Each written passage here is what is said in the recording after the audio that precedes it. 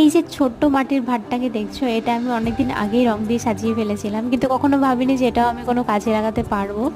তো তোমরা অনেকেই হয়তো দেখবে যে ছাদের ওপরে বা দেয়াল জুড়ে এই গাছগুলো হয়ে থাকে।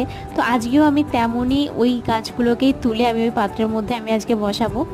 তো এই সাইডে দেখো আবার ছোট্ট একটা ফুলও ফুটেছে, ফুলটার রংটাই কতটা সুন্দর লাগছে দেখতে।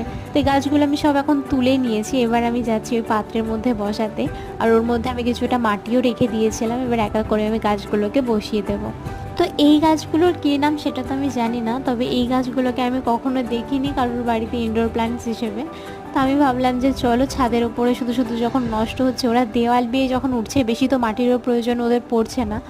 তো আমি সেই কারণে ওদেরকে তুলে এটার মধ্যে বসিয়ে দিয়েছি। আর দেখো এখন ছোট্ট একটু জায়গার মধ্যে কতটা সুন্দর লাগছে দেখতে। আর আমি এটাকে এনে একদম জানলার পাশে রেখে দিয়েছি, দেখতেই পাচ্ছ কতটা ভালো লাগছে দেখতে। তো তোমাদের ভিডিওটা কেমন লাগলো অবশ্যই আমাকে জানিও।